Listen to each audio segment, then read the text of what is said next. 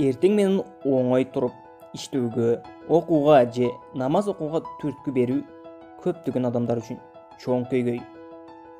Бирок сиз ушул 7 кеңешти күн сайын аткарып жашооңузга киргизсеңиз, анда эртең менен эрте тура аласыз. Биринчиден, келиңиз эмне үчүн төшөктөн турууну каалабай турганыбызды аныктап алалы.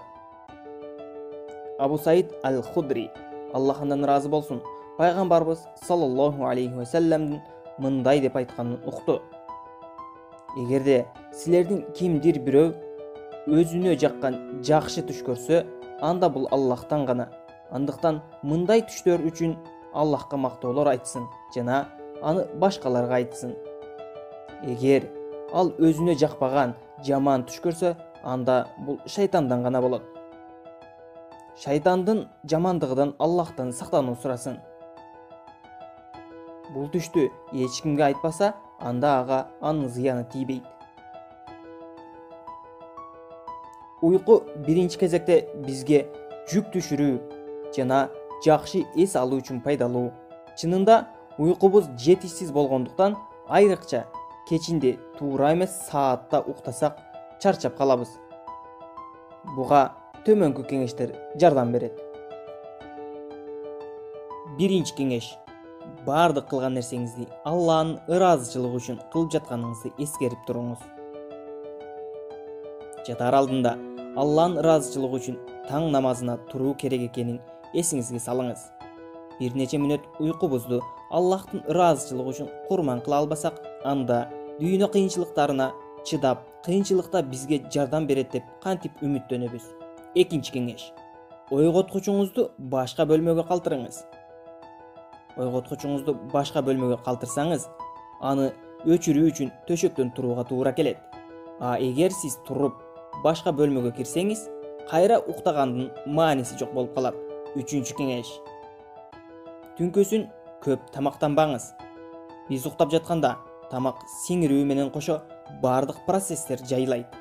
Эгерде сиз уктаар алдында бир нерсе жесеңиз, сиз уктап жатканда организмиңиз тамактын көлөмүн көтөрүү үчүн бардык аракетин жасайт. Бирок ал ийгиликке жетиши күмөн. Төртүнчү кеңеш: дароо 2 стакан суу ичиңиз.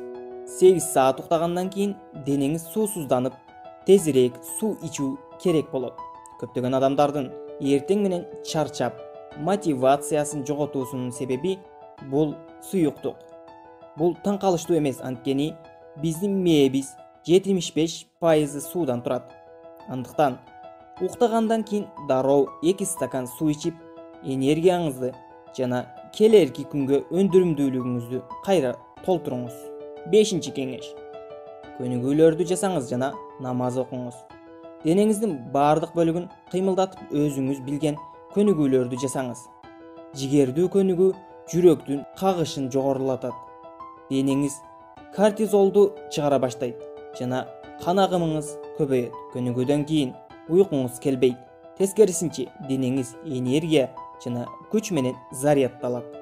Алтынчы кеңеш: тургандан кийин 20 мүнөттөй телефонуңузду карабаңыз. Көптөр ойгонгондон кийин дароо эле Instagram же WhatsApp'ты текшерүү үчүн телефонуна кайрылышат.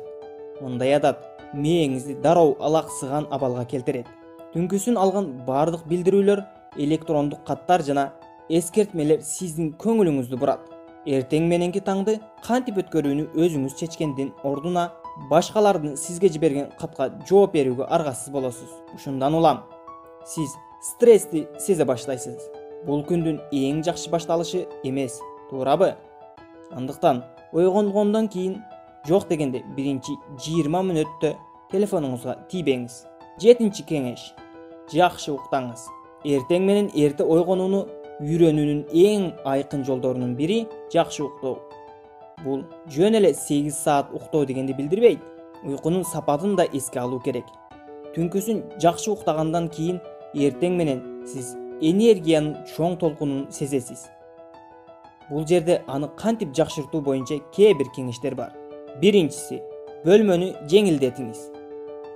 Экинчиси: жатаар алдында 1-2 саат мурун көк жарыктан телефон, телевизор, компьютер карабаңыз.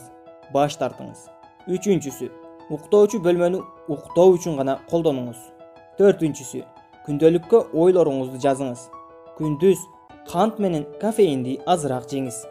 Бешинчиси, жок дегенде 7 саат уктаңыз. Денеңизди кыйнабаңыз. Жакшы уктоого убакыт табууга аракет кылыңыз жана ошол эле учурда күндү бай жана жеңил өткөрүүгө аракет кылыңыз. Күнүңүз ийгиликтүү күнгө айлансын. Эс алуу, бул биз кээде сагынган нерсе.